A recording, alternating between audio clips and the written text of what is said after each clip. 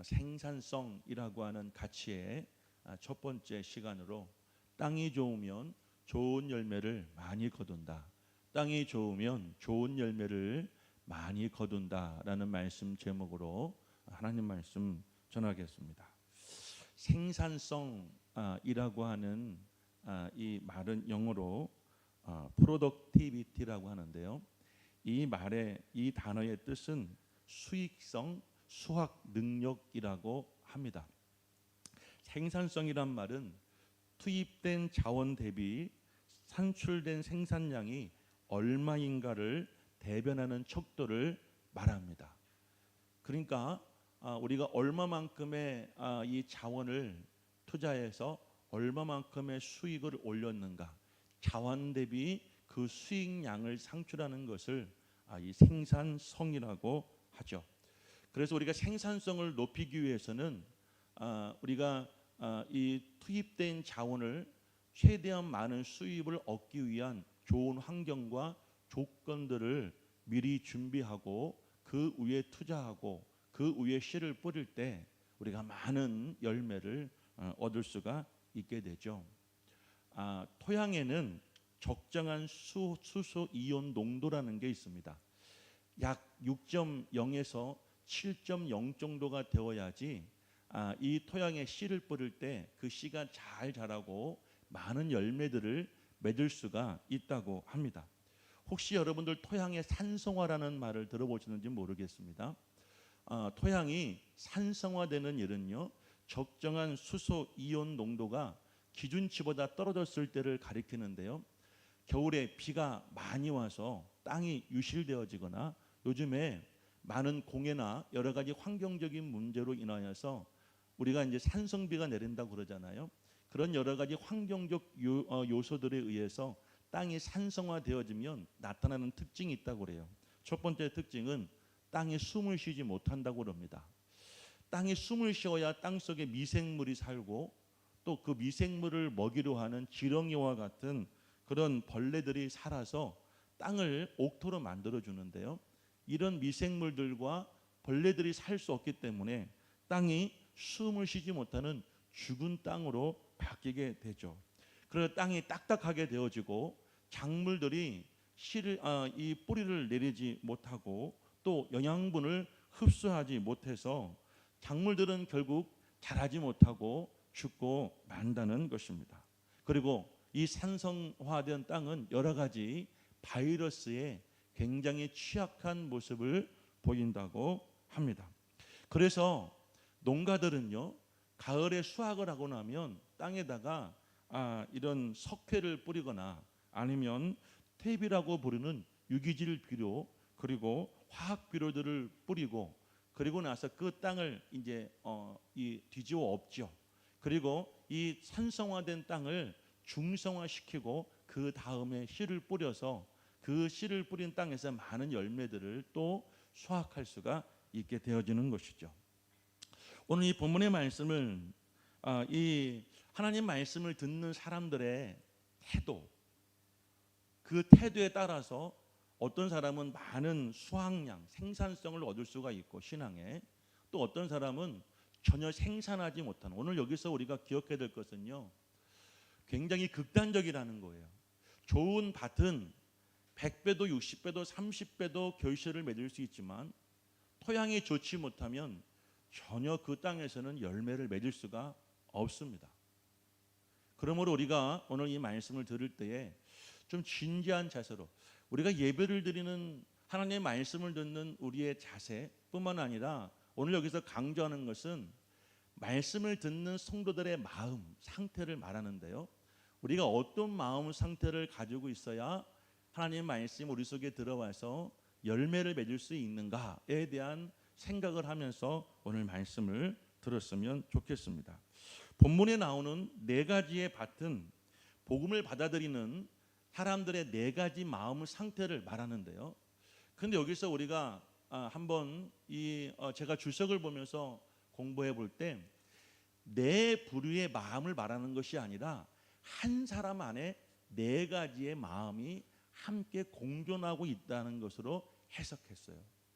그러니까 우리는 그동안 이 말씀을 너무나 자주 들었고 우리가 잘 알고 있기에 네 종류 사람의 마음 상태라고 생각할 수 있지만 성경 주석에는 네 사람의 마음 상태가 아니라 네 종류의 마음이 아니라 한 사람 안에 내재되어져 있는 네 종류의 마음 상태를 말합니다. 우리 한번 잠깐 그림을 보여주실까요? 이 말씀을 이제 사파로 그려놨는데 여기서 한 가지 잘못된 것이 있는데요. 가장 이제 씨 뿌리는 사람과 주변의 환경은 오늘 말씀에 가장 적합해서 제가 이 그림을 선택했는데 한 가지 잘못된 것은 예수님이 지금 사람들을 불러놓고 설교할 때 초원에 서는 것이 아니라 배 위에서 배를 띄워놓고 하고 계셨어요. 이것만 조금 잘못됐고 나머지 상황을 한번 보십시오. 자, 지금 농부가 씨를 막 뿌리고 있는데요. 씨를 밭에다 뿌리죠. 그런데 이 밭 안에 보니까 돌들도 있고 그리고 그 농부 앞에는 가시나무도 있고 그리고 농부의 뒤편에 보면은 길도 나 있죠. 그러니까 이것은 각각 다른 밭에다가 다른 종류의 밭에다가 씨를 뿌리는 것이 아니라 하나의 밭인데 그 밭 안에 길도 있고 또 돌도 있고 또 가시덤불도 가시나무도 있다는 거예요. 그러니까 이것은 모든 이 상황이 한 사람 안에 있는 그런 마음 상태들을 말하고 있는 거예요. 팔레스틴은 이런 전통이 있다고 그래요. 밭에 씨를 뿌릴 때 여러분 우리는 어떻게 씨를 뿌립니까? 어떻게 우리가 봄에 씨를 뿌려요? 먼저 뭐 퇴비나 또 석회나 비료나 여러 가지를 뿌리고 난 다음에 그것을 다 갈죠. 그리고 고랑을 내고 그곳에 이제 밭을 이제 흙을 이제 두둑 이렇게 두둑을 만든다고 그러죠. 그리고 그 위에다가 비닐을 씌우고 구멍을 띄워서 씨를 이렇게 우리는 심잖아요. 그런데 팔레스타인 지역의 이 농경 문화는요, 여러분 그런 전혀 준비가 안 된 상태에서 먼저 씨를 뿌린다고 합니다. 그러니까 이 씨가 길에도 뿌려지고 돌밭 위에도 뿌려지고 그리고 이 가시덤불에도 뿌려지고 그러니까 씨는 어디든지 그러니까 뿌려질 수가 있다는 거예요. 이런 상태를 한번 우리가 생각해 보시면서 말씀을 들었으면 좋겠어요. 우리가 먼저 세 가지 유형의 우리가 밭을 생각해 볼 텐데 이 세 가지 유형은요 전혀 생산할 수 없는 땅 같은 우리의 마음밭을 말합니다. 첫 번째 밭은 어떤 밭이냐면 길가와 같은 마음의 밭에 뿌려진 씨는 전혀 생산할 수가 없습니다. 자, 왜 생산할 수가 없는가? 요한복음 12장 24절에 말씀을 보게 되어지면 예수님께서 이렇게 말씀하세요. 내가 진실로 진실로 너희에게 이르노니 한 알의 밀이 땅에 떨어져 죽지 아니하면 한 알 그대로 있고 죽으면 많은 열매를 맺느니라 라고 말씀하셨어요. 그러니까 뿌려진 씨앗이 땅에 떨어져서 그것이 죽어야 되는데 길가와 같이 굳어진 땅은 그 씨앗을 품을 수가 없죠. 그 씨앗이 죽어질 수 있는 환경이 되지 못하다 보니까 결국 이 씨앗은 어떻게 된다고 그랬어요? 새가 날아와 그것을 먹는다고 그랬죠. 오늘 한번 본문의 말씀 3절에서 4절 말씀 그리고 19절 말씀을 우리 함께 읽어볼게요. 3절과 4절 19절 말씀을 같이 읽어봅니다. 시작. 예수께서 비유로 여러 가지를 그들에게 말씀하여 이르시되 씨를 뿌리는 자가 뿌리러 나가서 뿌릴새 들어는 길가에 떨어지매 새들이 와서 먹어버렸고 그리고 이제 19절입니다. 아무나 천국 말씀을 듣고 깨닫지 못할 때는 악한 자가 와서 그 마음에 뿌려진 것을 빼앗나니 이는 곧 길가에 뿌려진 자요. 말씀을 그대로 주십시오. 팔레스타인 농부들은 씨앗을 뿌릴 때에 길이 있으면 그 길에 서서 그 길 모퉁이에서 씨를 뿌리는 것이 아니라 그 길을 따라서 여러분 나란히 이제 이곳저곳에 씨를 뿌린다고 그럽니다. 농부는 자기가 뿌리는 씨앗이 어느 곳에 떨어지는지 그렇게 구애받지 않는다고 그래요. 이리저리 다니면서 이곳저곳에 씨를 뿌리는데요. 아까 우리 사진을 보았잖아요. 사진을 뿌릴 때 그 씨앗이 밭과 여러분들 이 밭 사이에 그것을 이렇게 구분해 주는 길가에 떨어지기도 하고 농부들이 이 밭을 자주 다니다 보면 밭에 자연스럽게 길이 난다고 그래요. 그 길에도 이 씨앗이 뿌려지기도 한다라고 합니다. 저는요 이 세 가지 유형의 마음을 한번 묵상해 보았어요. 이 각각 이 마음이 우리에게 어떤 영향을 부정적인 영향을 줄까라고 생각해 보았을 때 세 가지 유형 중에서 이 길가와 같은 우리의 마음은 가장 우리에게 심각하게 우리에게 여러분 도움이 되지 않는 가장 안 좋은 그런 마음 상태라는 마음이 들었어요. 씨를 뿌리는 자는 설교자를 말하겠죠. 여기서 말하는 씨는 천국을 말하는 천국에 관련된 복음을 말하는 것이고요. 그리고 밭은 성도들의 마음입니다. 그래서 씨를 밭에 뿌렸다는 것은 여러분 복음을 전하는 말씀을 전하는 자가 하나님의 말씀을 천국에 관한 말씀을 여러분들에게 그러니까 이 자리에 제가 설교할 때 여러분 오해하지 마세요. 그러니까 오늘 목사가 나에게는 뭐 나를 이렇게 공격하고 뭐 나에게 상당히 어떤 이 직준적인 말을 한다 설교한다라고 오해하지 마시고요. 설교는 뿌리는 겁니다. 이건 모든 성도들이 다 들을 수 있도록. 그런데 그 마음의 상태가 어떤 사람의 어떤 상황에서는 길가와 같다는 거예요. 전혀 말씀을 받아들일 수가 없는 그런 상태에 여러분 마음의 씨를 뿌리게 되어지는 거죠. 씨가 길가에 떨어졌다라는 것을 19절 말씀에 예수님께서 이렇게 해석해 주시죠. 아무나 천국 말씀을 듣고 깨닫지 못할 때에는 이라고 말해요. 그러니까 길가에 뿌려진 씨앗, 우리가 길가와 같은 마음은 어떤 마음이냐면 하나님의 말씀을 듣고도 깨닫지 못한 상황을 하나님께서 예수님께서는 말씀하고 있어요. 여러분 왜 우리가 깨닫지 못할까요? 왜 은혜를 받지 못할까요? 하나님의 말씀을 귀로만 들었기 때문이에요. 귀로는 듣고 있는데 우리의 마음이 열리지 않아요. 우리의 마음이 완악해져서 도대체 그 말씀을 내가 흡수하고 내가 받아들이려 하지를 않는다는 것이죠. 마음이 완악하다. 한번 15절 말씀 한번 보여주실까요? 예수님께서는 오늘 이 말씀과 해석 사이에 제자들에게 말씀하시는데 15절 말씀에 이렇게 말씀하세요. 이 백성들의 마음이 완악해져서 그러면 완악한 사람들의 그 특징이 무엇일까요? 귀는 듣기에 둔하고 눈은 감았으니 귀는 듣기에 둔하고 눈은 감았다. 이것이 마음이 완악한 상태예요. 이는 눈으로 보고 귀로 듣고 마음으로 깨달아 돌이켜 내게 고침을 받을까 두려워함이라 하였느니라 라고 말씀해요. 완악하다라는 말의 헬라어 원어의 뜻은 어떤 뜻을 가지고 있냐면 두껍게 만들다, 살찌게 만들다, 마음을 무감각하게 하다라는 그런 뜻입니다. 우리 성도들의 마음이 완악하다는 것은요, 우리의 마음이 무감각해지는 거예요. 우리의 귀가 두꺼워지는 거예요. 우리의 귀가 살이 쪄서 말을 하고 있는데 그 말은 내가 듣고 있는 것 같은데 내 귀로 통해서 내 머리와 내 가슴에 들어오지 않는 상태를 가리켜서 완악한 상태를 말합니다. 그러니까 씨를 뿌리는 자, 하나님 나라에 관한 말씀을 전하는 자가 하나님 말씀의 씨를 뿌릴 때에 왜 우리의 마음이 완악해지냐면 우리에게 편견이 있고 선입견이 있고 또 교만한 마음과 그리고 자기 욕심과 그리고 죄악으로 인하여서 우리의 귀가 두꺼워지는 거예요. 우리의 여러분의 영이 우리의 신앙, 우리의 마음 상태가 무감각해지는 거예요.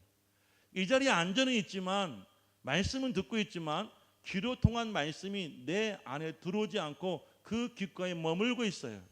그러다 보니까 여러분들 예수님이 뭐라고 말씀하시냐면 새들이 날아와 그 씨를 먹어버렸다라고 말하죠. 이 새는 어떤 새냐면 우리를 졸게 하는 새입니다. 우리에게 여러분들 잡생각 나게 하는 새입니다. 우리를 산만하게 하고 예배에 집중하지 못하게 하는 새입니다. 오늘 이 시간에도 제가 이렇게 말하고 있는데도 듣고 있는 것 같은데 듣지 못하는 성도가 있어요. 들려지지 않는 성도가 있어요. 왜 들려지지 않을까요? 새들이 여러분에게 날아와 있는 거예요. 이 새는 뭘 말하냐면 사단을 말합니다. 마귀를 말합니다. 귀신을 말합니다. 눈에 보이지 않는 영들이 여러분에게 와서 여러분을 졸게 만들어. 왜? 말씀이 들어가지 못해야 되니까. 여러분이 다른 생각하게 합니다. 여러분들이 다른 일을 하게 합니다. 그래야 이 말씀이 여러분에게 영향을 주지 못하기 때문이에요. 오늘 여러분들 15절 말씀에 보면 예수님 이렇게 말씀하시죠. 이는 눈으로 보고 귀로 듣고 마음에 깨달아 돌이켜라고 말하죠. 하나님의 말씀은 귀로만 듣는 것이 아니에요. 눈으로도 듣는 거예요. 또 귀로도 듣는 거예요. 마음으로 들어야 되는 거예요. 자, 그럼 우리가 눈으로 듣는 것은 무슨 말일까요? 오늘 이 상황, 오늘 이 본문에 제가 지금 말씀드리고 있는 이 말씀의 상황들이 여러분들이 귀로만 듣다 보면은 무슨 상황인지 이해가 안 되잖아요. 제가 일부러 그림도 그려드리고, 예수님께서는 이 말씀하실 때 성경은 그래서 예수님이 비유로 말씀하시더라 라고 하신 것이 아니라 그 상황에 예수님께 집을 나오셨어요. 바닷가로 가셨어요. 그리고 사람들이 몰려들었어요. 그리고 여러분 예수님께서는 그들 앞에서 지금 말씀하고 계시는데 아마 예수님의 눈앞에는, 사람들의 눈은 예수님을 보기 때문에 예수님과 함께 뭐가 보일까요? 바다가 보이겠죠. 그런데 예수님께서는 사람들과 함께 뭐가 보이냐면 들판이 보였고, 아마 그때쯤에는 사람들이 씨를 뿌리고 있었던 것 같아요. 그러니까 그 상황들을 우리가 눈으로, 말씀을 눈으로 지금 보면서 듣고 있다 보면 훨씬 더 집중이 되어지고 훨씬 더 은혜가 되어지죠. 눈으로 봐요, 귀로 들어요. 귀로 들을 때에는 이런 거예요. 예수님께서 말씀하세요. 자, 그럴 때 그 말씀하시는 예수님의 표정과 예수님의 그 말씀의 어조와 그 분위기에 대해서 우리가 여러분들 눈으로 귀로 듣고 있어요. 그럼 우리가 어디로 들려져요? 마음으로, 가슴으로 막 울림이 오지는 거예요. 그럴 때 그 말씀에 은혜가 되어지고 깨닫게 되어지고, 회개할 때는 회개하고, 또 내가 감사할 때는 감사할 수 있고, 말씀의 은혜를 받게 되어지는 거예요. 근데 마음이 완악하다, 귀가 두꺼워졌어요. 그리고 여러분들 귀가 살찌게 만들어요. 그리고 여러분들 감각이 없게 만들어. 그러니까 어떤 말씀을 하더라도 이건 나에게 유익이 되지 않아요. 나와 상관이 없어요. 그래서 이 말씀을, 이런 마음가짐을 가진 성도들에게는 어떤 말씀이 선포되어지더라도 새들이 날라와서 그 말씀을 다 물어가는 거예요. 예배를 마침과 동시에. 그래도 그건 다행이죠. 설교를 들을 때는 그나마 생각할 수는 있는데, 설교를 들은 것 동시에 이쪽에서는 새들이 와서 계속 까먹고 있는 거예요. 다 가지고 가고 있어요. 다 가지고 가고 있어요. 다 가지고 가고 있는 거예요. 머릿속에서 여러분들, 그리고 입속에서, 내 행동 속에서, 생각 속에서, 그리고 여러분들 정말 내가 전혀 내가 의식하지 않는 지금 나의 행동 속에서 새들이 날라와서 다 가져가고 있는 거예요. 이런 성도들의 마음가짐으로는 절대로 여러분들 하나님의 말씀의 씨앗에 열매를 맺을 수가 없습니다. 두 번째는 얕은 돌밭 같은 마음을 말합니다. 자, 저는 이 얕은 돌밭 같은 마음 성도들을 한번 생각해 볼 때 이런 생각이 들었어요. 가장 구제불능의 유형이다. 여러분, 길가와 같은 마음은요, 가장 악해요. 가장 문제가 있어요. 그런데 이 길가와 이 돌밭과 같은 마음은요, 구제불능이에요. 어디로 튈지 모르고, 그리고 천방지축이에요. 자, 어떤 날은 은혜 충만합니다. 그런데 어떤 날은 막 시험 충만하고, 어떤 날은 좌절 절망 충만해요. 자, 왜 그런가요? 자, 저를 보세요. 유아실도 아이들은 떠들게 두시고 엄마들은 집중하세요. 잘 알아서 놀 겁니다. 자, 보세요. 오늘 한번 5절과 6절 말씀, 그리고 이어서 20절, 21절 말씀을 우리 한 목소리를 읽어볼게요. 같이 읽습니다. 더러는 흙이 얕은 돌밭에 떨어짐에 흙이 깊지 아니하므로 곧 싹이 나오나 해가 돋은 후에 타서 뿌리가 없으므로 말랐어요.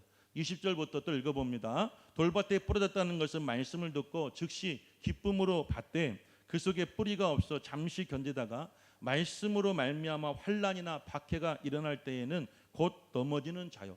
이것도 한번 이제 귀로 들었죠. 한번 눈으로 한번 상상해 보세요. 이런 모습들을 상상해 보고 한번 여러분들이 그것을 공감해 보시길 바라요. 흙이 얕은 돌반이란 말은 무슨 말이냐면, 믿음은 있긴 한데 그 믿음이 상당히 얕은 믿음을 말합니다. 말씀을 받지만 그 말씀이 뿌리 내릴 수가 없는 그 얕은 믿음이에요. 이런 상황은 스스로 늘 본인에게 속습니다. 이런 분들은 매 시간마다 자기에게 속아요. 왠지 아세요? 이분들은 말씀 들을 때 즉각 기쁨이 온다고 그랬잖아요. 그 순간에 기쁨으로 막 받아들여 와요. 막. 오늘 목사님 나에게 주시는 말씀, 하나님 아버지가 오늘 어쩜 나를 잘하시고 주시는 말씀인지 막 견딜 수가 없이 마음의 기쁨이 와요. 그래서 여러분들 그 순간 착각하죠. 내가 굉장히 마음이 열려 있구나, 믿음이 좋은 사람이구나, 지금 내 상태가 상당히 성령 충만하구나. 그런데 여러분들 오늘 말씀에 뭐라고 말하고 있어요? 잠시 견딘다고 그랬잖아요. 잠시 머문다고 그랬잖아요. 그 말씀이 잠시 잠깐은 머물어요. 그런데 문제가 있어요. 말씀이 여러분들 우리에게 내가 그 말씀으로 살아갈 수 있게 되기 위해서는 말씀이 내 안에서 여러분 육신화 되어져야 돼요. 나와 말씀이 이제 나중에 말씀드리겠지만 나와 말씀이 하나가 되어야 돼요. 그 말씀을 내가 깊이 받아들이고 그 말씀대로 살 수 있는 상태가 되어야 그 말씀이 여러분 것이 되어지는데, 돌밭 위에 뿌려진 이 씨앗은 돌 위에 약간 얕은 흙이 있어서 잠깐은 머물지만 금방 뭐가 떠요? 해가 쨍하고 뜨는 거예요. 지금 여러분이 보는 이 해를 말하는 것이 아니라 강렬한 태양빛을 말합니다. 가을에 농가에 이제 봄에 이 벼를 심어 놓으면 벼가 언제 익느냐면 뜨거운 여름과 가을에 다 익습니다.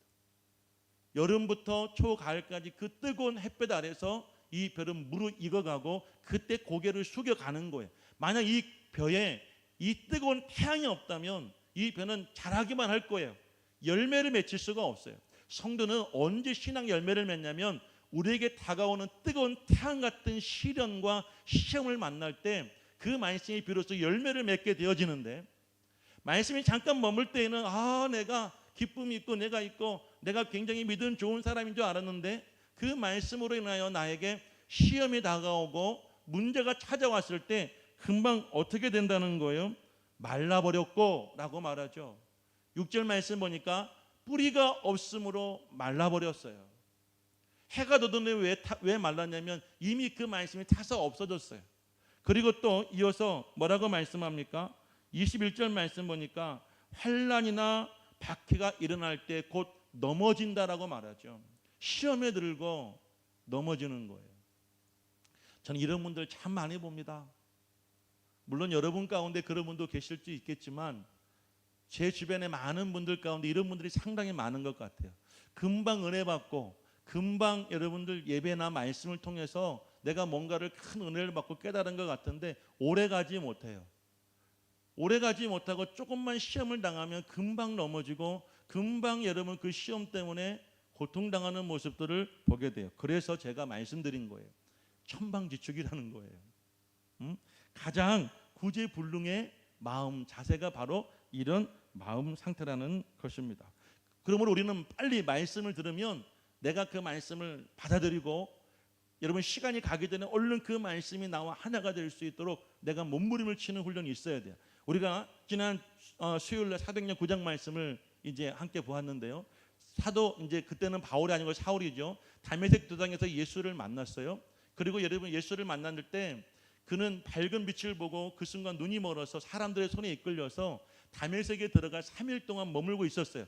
근데 그때에 그 상황 속에서 예수님께서는 아나니아라고 하는 선지자를 찾아가셔서 그에게 이제 직가라는 곳에 가서 사울을 만나 그에게 안수하여 눈을 뜨게 하라고 말해요. 그런데 여러분들 사도행전 9장 11절 말씀을 보면 예수님이 아나니아에게 말씀하실 때 마지막에 이렇게 말씀하세요. 사람을 찾으라. 사울이라는 사람을 찾으라. 그때 그가 뭐하고 있느니라? 그가 기도하는 중이니라. 아멘. 자, 그러면 지금 사울은 기도할 때 뭐하고 있었을까요? 예수님께로부터 들었던 말씀, 받았던 소명에 대하여 아픔 볼 수는 없지만 그 상황 속에서 기도함으로 무엇을 하고 있냐면 내 것으로 만들고 있는 중이었어요. 자, 그래서 여러분 이 아나니아가 가서 그에게 기도합니다. 그랬더니 20절 말씀도 보여주세요. 사울이 어떻게 행동하는가 다 같이 한번 읽어보실까요? 읽습니다. 시작. 즉시로 각 회당에서 예수가 하나님의 아들이심을 전파했습니다. 이게 여러분 3일 만에 일어난 일이에요. 왜 이렇게 사울이 갑자기 사람이 변했을까요? 3일 전에는 다메섹에 올 때 예수 믿는 사람 부정하고 그들을 잡아서 그들에게 고통을 주려 왔던 사람이 왜 이렇게 변했을까요?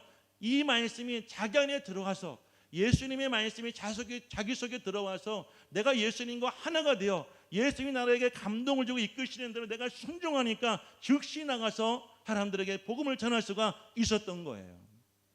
왜 우리가 은혜를 받는데도 삶의 변화가 없습니까? 말씀이 내 속에서 의화되어지는, 육신화되어지는, 나와 하나가 되어지는 과정들이 없기 때문이에요. 우리의 마음이 얕은 돌밭과 같기 때문이라는 것이죠. 세 번째는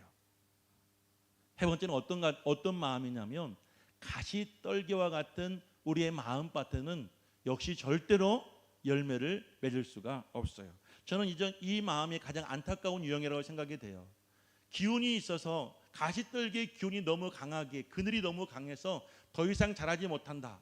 그런데 이 가시떨기의 그늘 아래는 그래도 여러분 보슬보슬한 땅이 있기에 씨앗이 뿌려지면 어느 정도까지는 여러분 그 씨앗이 이제 싹이 나고 줄기가 올라오고 자라기는 해요.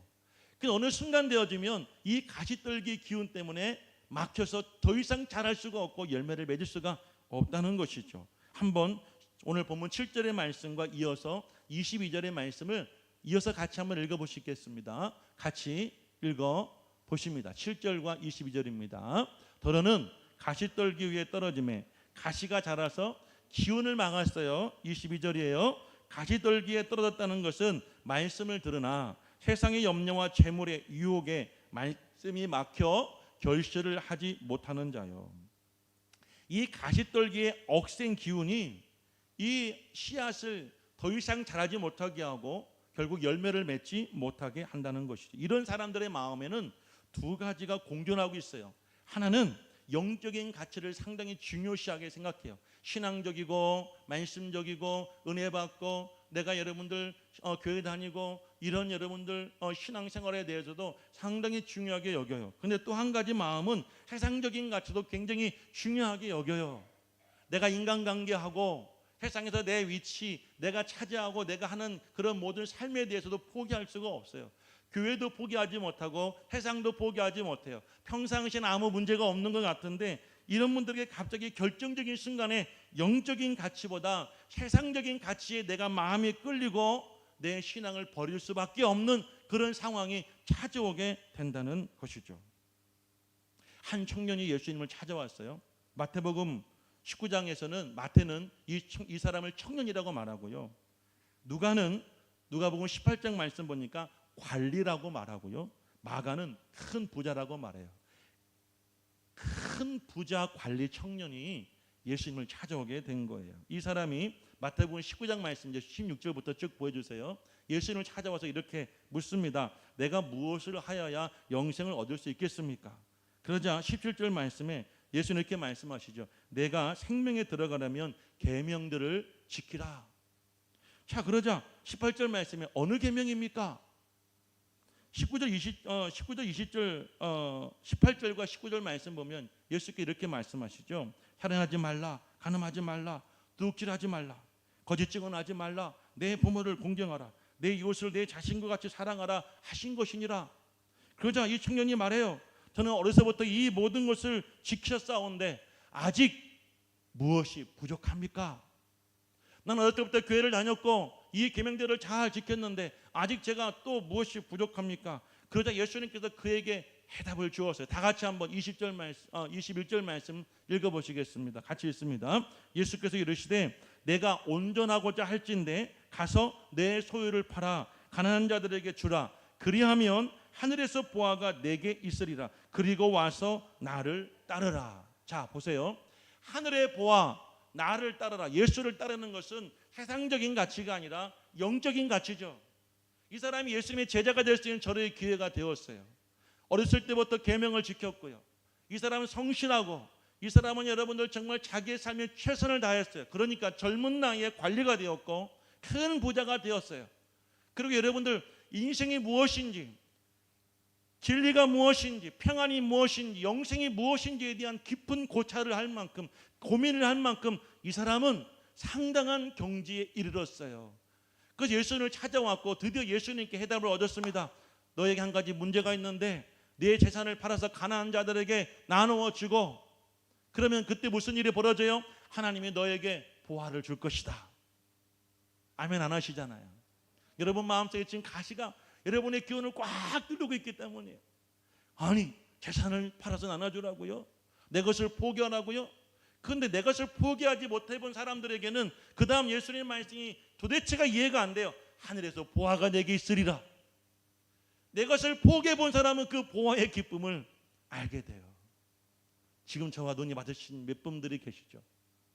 아직 받지 못하면 곧 주실 거예요. 그러면 예수님이 뭐라고 하세요? 그때부터는 넌 나의 뭐가 되리라? 제자가 되리라. 신령한 영적 가치의 비밀을 지금 예수님께서 가르쳐주고 계시는 거예요. 보세요. 내가 젊은 청년의 입장에서 열심히 신앙생활하여 계명들을 지켰고 열심히 공부해서 관리가 되었고 성실히, 그리고 여러분들 정말 알뜰살뜰히 살아서 지금 큰 부자가 되었는데, 이 사람이 아직 경험하지 못한 것이 무엇이냐면 하나님이 위에서 주시는 그 은혜의 보화를 맛보지 못했어요. 그래서 이것을 다 가지고도 참 기쁨이 없었고 안식이 없었고 영생이라고 하는 가치에 대하여 누리지 못하고 있을 때 예수님께 그 답을 주셨잖아요. 내 재산을 팔아서 가난한 자들에게 나누어 주어 보아라. 그러면 그 순간 하나님이 너에게 뭘 주리라? 하늘의 보화를 주리라.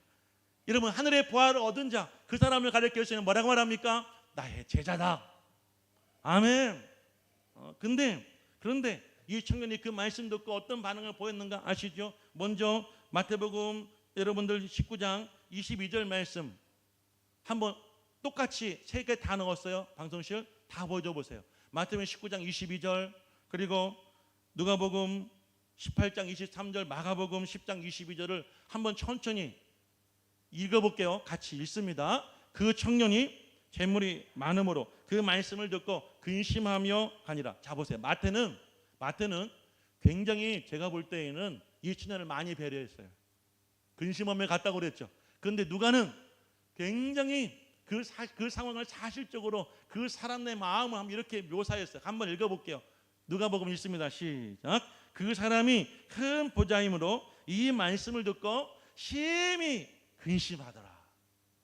자, 더 나아가서 마가는 또 뭐라고 말했을까요? 마가의 말을 들어볼게요. 같이 읽습니다. 그 사람은 재물이 많은 고로 이 말씀으로 인하여 슬픈 기색을 띠고 근심하며 가니라. 자 보세요. 이게 가시의 기운에 막혀있는 우리의 마음의 상태를 말하는 거예요. 하나님이 나에게 말씀을 주실 때에는 내가 살아보지 않고 내가 겪어보지 않았던 그런 삶들에 대하여 하나님 우리에게 말씀하세요. 그러다 보면 우리가 도전을 받고 우리가 갈등을 느낄 수가 있어요. 당연히 그래야 돼요. 그럴 때 예수님이 뭐라고 말씀하세요? 팔아서 가난한 자에게 주어라. 그럼 하나님이 너에게 보화를 주리라. 하늘의 생명의 보화가 되게 있으리라. 그 소망과 믿음을 가지고 한번 해보는 거예요. 도전해 보는 거예요. 할렐루야. 아멘. 제가 신방을 할 때에는 헌금을 어떻게 쓸 것인가에 대한 고민을 하지 않았어요. 단지 우리가 지금 교육관에 신디가 있는데요. 신디가 말썽이에요. 자꾸 음이 떨어져요. 그래서 예배 전에 항상 음을 맞춰가지고 테이프를 붙여놓고 반주를 해야 되는. 그래서 끝나면 신디를 하나 구입해야 되겠다라고 생각을 했는데, 끝나다 이제 신방을 다니다 보니까 아파트에 타서 엘리베이터를 타서 자꾸 눈에 뭐가 보이냐면 교회들의 광고가 보이는 거예요. 가장 많이 보이는 선한 땡땡 교회, 아주 안중 청북 어디를 가든지 이 교회는 아주 그냥 제일 크게 광고하는데 그거 볼 때마다 마음이 너무 괴로운 거예요. 그래서 제 마음과 우리 아내의 마음이 통했어요. 우리도 이번 기회에 한번 시작해보자. 그래서 청북 지역에 이 아파트 광고를 도맡아 하는 회사가 있더라고요. 그분하고 통화해 보니까 엘리베이터 대당 얼마, 그리고 우리가 어떤 아파트 얘기하니까 우리가 부영 1차와 2차는 엘리베이터가 약 30개 정도가 있대요. 가장 이 단지가 많다고 그래요. 그래서 헌금을 가지고 이번에는 이 두 아파트에 광고를 한번 시작해보자. 그리고 그분이 팁을 주시는데요. 한 번에 다 하지 마시고 엘리베이터가 적은 아파트부터 시작해서 순차적으로 하나씩 늘려가 보시라는 거예요. 우리 전윤희 집사님이 결혼하고 나서 이제 제가 그랬잖아요. 한번 자기 사는 아파트 광고 한번 해보자고. 순종한 분이 전 집사님인데 그 열매가 우리 이현 집사님 가정 아니겠어요? 자, 아파트 광고를 할 때 계약은 1년이나 2년 하는데요. 이분이 하시는 말씀이 다른 분들이 계약을 하지 않으면 내버려 둔대요. 3년 4년 가도 1년 2년짜리 돈만 내고 쓸 수가 있는 거예요. 그러니까 얼마나 좋은 기회겠어요. 저는 지금 이 시대에 우리가 전도할 수 있는 가장 좋은 방법이요. 이제 아파트 마음대로 들어갈 수가 없어요. 예전처럼 슈퍼존도 못 합니다. 입구에서부터, 주차장에서부터, 그리고 로비에서부터 철저하게 봉쇄해서 아무나 들어가기를 못 하잖아요. 그러니까 아파트는 이제 엘리베이터나 이런 광고를 통해서 광고를 해야 되고요. 또 하나는 관계 전도를 해야 됩니다. 여러분 주변에 가까운 지인들, 가족들, 친지들, 여러분들 형제들, 친구들 이런 분들에게 우리가 정말 시간이 얼마만큼 들고 얼마만큼 수고가 들어도 그 한 영혼을 사랑하는 마음으로 전도해야 이제 그분들이 신앙생활을 할 수 있는 시대가 저는 되었다고 생각을 해요. 자 보세요. 만약에 우리가 그런 기쁨을 알지 못하면 이걸 가지고 내가 뭐 이것도 하고 저것도 하고 우리 교회가 당장 뭐가 필요한데 이런 것 때문에 절대 할 수 없겠죠. 그런데 하나님이 뭐라고 하시냐면 그걸 가지고 해보아라 할 때 하나님이 주시는 그 은혜와 기쁨이 더 크더라는 거예요. 그러니까 믿는 사람들은 말씀에 순종하며 살 수가 있는 것이죠. 할렐루야. 그런데 왜 우리가 순종이 안 됩니까? 왜 말씀을 들었는데 은혜가 안 돼요? 오늘 이 시간 저에게가 아니라 우리 대한민국의 가장 유명한 교회 대형교회 목사님들이 설교를 했다고 칩시다. 그런 훌륭한 목사님이 설교를 듣는데 왜 사람들이 변하지 않아요? 왜 순종하지 않아요? 하늘의 보화의 기쁨을 맛보지 못하였고 하늘의 보화의 기쁨보다 당장 눈앞에 보이는 이 재산이 더 커 보이고 나에게 소중하기 때문에 포기할 수가 없는 거예요. 이런 사람들의 마음을 오늘 성경은 뭐라고 말하냐면 가시떨기에 그 기운에 억눌려 있는 상태라고 말을 하고 있습니다. 가장 안타까운 마음인 거예요. 가장 안타까워요.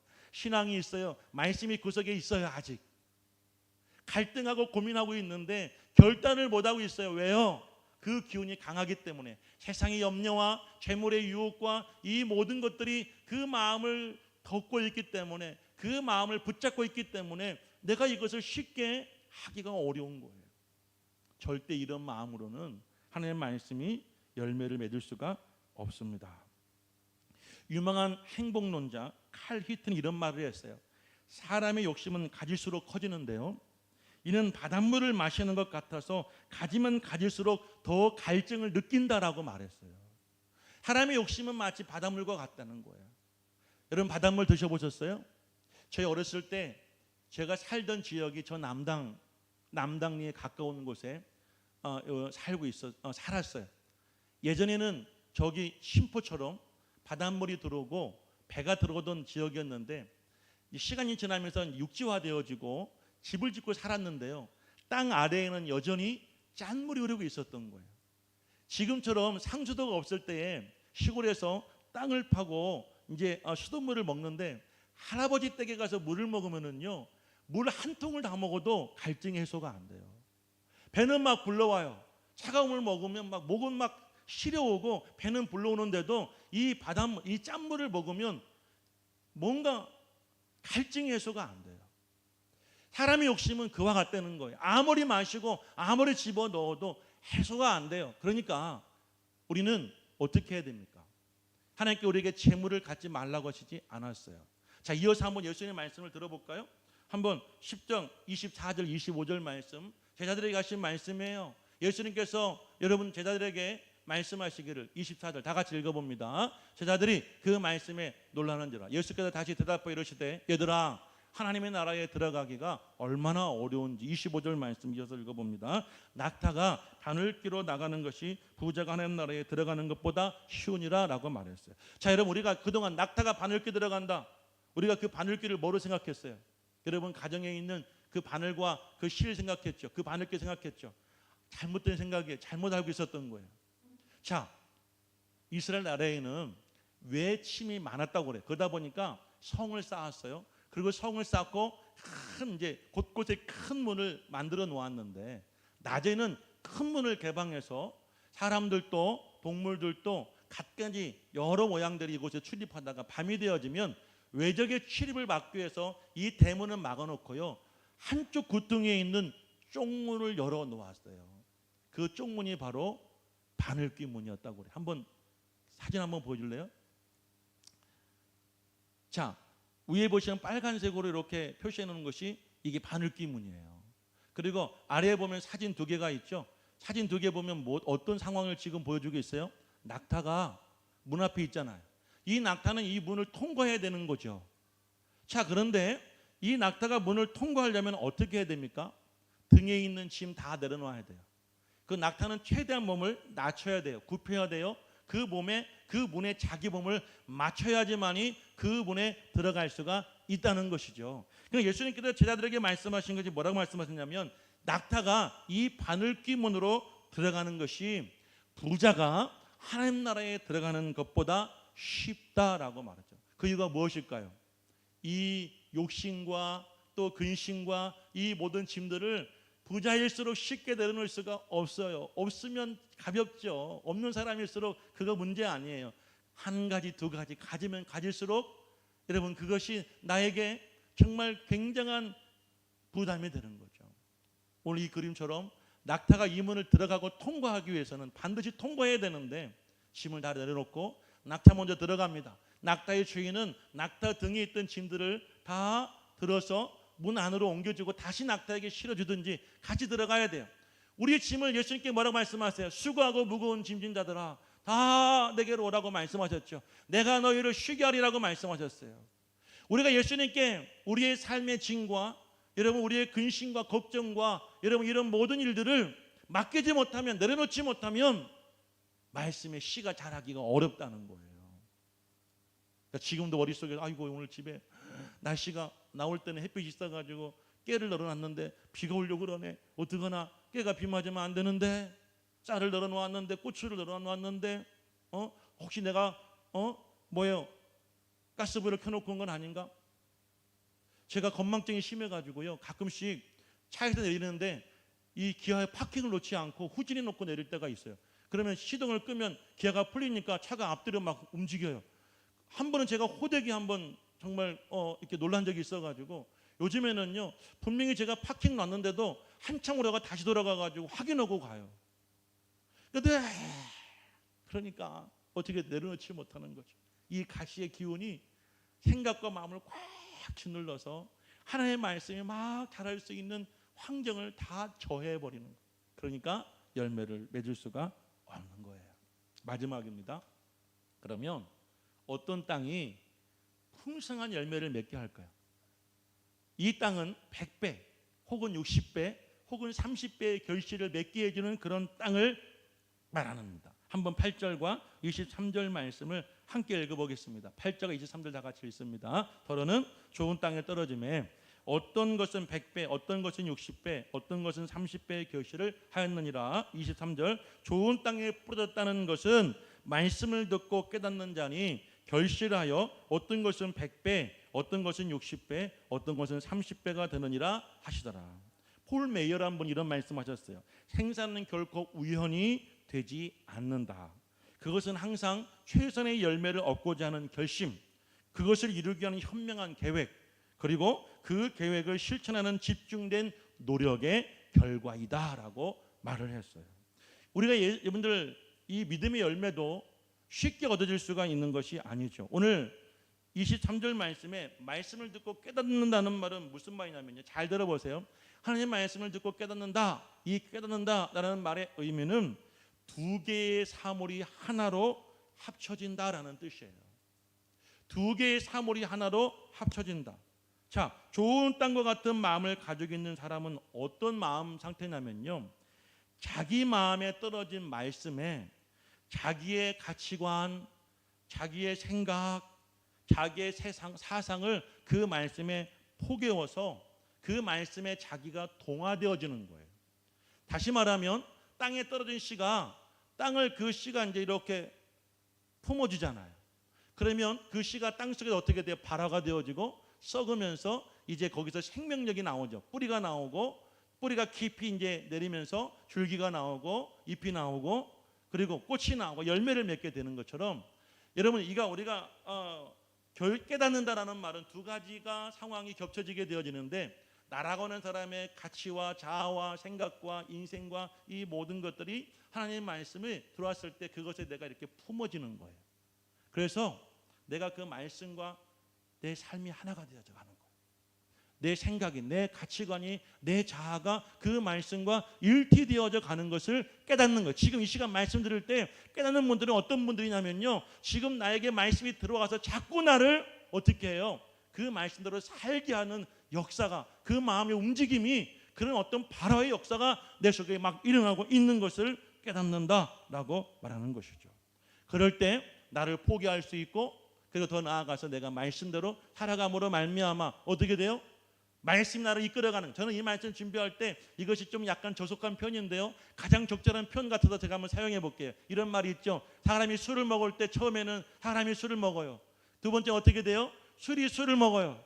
그럼 나중에 어떻게 된다고 그래요? 술이 사람을 먹어요. 그렇죠? 근데 보세요. 이런 사람도 어떤 사람이냐면 처음에는 내가 말씀 들어요.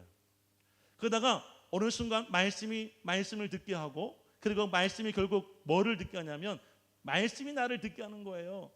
처음엔 내가 이 자리에 있는 것 같지만 나중에는 말씀이 나를 이끌어가는 거예요. 내가 말씀대로 살아가게 될 수 있는 거죠. 이게 좋은 마음 밭을 가진 그런 사람인 거예요. 근데 중요한 것은요, 어떤 말씀은 100배의 결실을 맺어요. 모든 말씀이 다 그렇지도 않아요. 어떤 말씀은 60배, 어떤 말씀은 30배. 그러니까 우리는 어떤 일을 해야 되냐면 좋은 땅을 만들어야 돼요. 좋은 땅을. 일단은 길가와 같은 땅은 다 깨고 부숴야 돼요. 우리가 막 농기구를 들어가 가지고 딱딱한 땅을 다 기경하죠. 길을 없애기도 하여. 얼마나 강한지요. 오랫동안 났던 길도 없앨 수 있어요. 하나님의 강력한 말씀과 성령의 은혜로 우리가 막 뒤집어져야 돼요. 돌도 자갈이 여러분들 모래처럼, 모래가 흙이 될 때까지 잘게 내 자신을 자꾸 여러분들 깨고 내 자아를 부수고 내가 하나님께 복종해 나아가야 돼요. 그리고 가시덤불은 다 제거해 버려야 됩니다. 아멘. 아멘. 그리고 우리 마음밭을 좋은 밭, 옥토로 만들 때 여러분에게 100배의, 60배의, 30배의 결실을 맺게 되는 거예요. 마지막으로 한번 이 말씀 읽고 마치겠습니다. 마태복음 23장과 8장, 마가복음 4장 말씀 같이 한번 읽어볼게요. 같이 읽습니다. 좋은 땅에 뿌려졌다는 것은 말씀을 듣고 깨닫는 자니 결실하여 어떤 것은 100배, 어떤 것은 60배, 어떤 것은 30배가 되느니라. 누가복음 좋은 땅에 있다는 것은 착하고 좋은 마음으로 말씀을 듣고 지키어 인내로 결실하는 자니라. 참 이 말씀 은혜가 되죠. 우리가 좋은 마음이라는 것은요, 우리가 어떤 마음이에요? 착한 마음이에요. 모든 것을 다 수용할 수 있는 좋은 마음이에요. 그래서 좋은 마음으로 말씀을 들어요. 그리고 그 말씀에 여러분 깨닫고 그 말씀을 지켜서 결국 어떻게 된다고요? 결실하는 자다.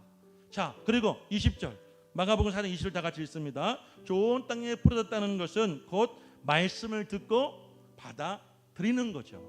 그래서 혹 100배, 혹 60배, 혹 30배의 결실을 하느니라. 사랑하는 여러분, 전 여러분들의 이 신앙, 말씀에 대한 생산력이 막 내년에는 어마어마하게 늘어날 수 있기를 축복합니다. 아멘이시죠? 저는 이번에 대신방하면서 그런 소망을 얻었어요. 정말 내년에 대한 비전을 얻었어요. 우리 성도님들 교회 정말 사랑하십니다. 그리고 성도들을 사랑하셔요. 그리고 하나님을 사랑하시고 목사 사모도 사랑하시고, 제가 1시간 머무는데 막 가고 싶지 않은 가정이 많았어요. 어떤 가정은 보니까 4시간 있었더라고요. 금요일날 마지막 가정은 4시간 있었어요. 같이 이야기하고 밥 먹고 시간 간 줄 모르고 집에 와보니까 밤 9시가 5시에 갔는데 이게 여러분 하나님 은혜가 아니겠어요? 마음이 열리고 생각이 열리고 지각이 열리고 여러분 세계가 열려서 하나님 말씀도 여러분 속에서 막 자라서 그것이 열매를 맺을 수 있는 그런 부흥의 역사들이 여러분 개인과 가정과 우리 교회 위에 있기를 주님의 이름으로 간절히 축복합니다.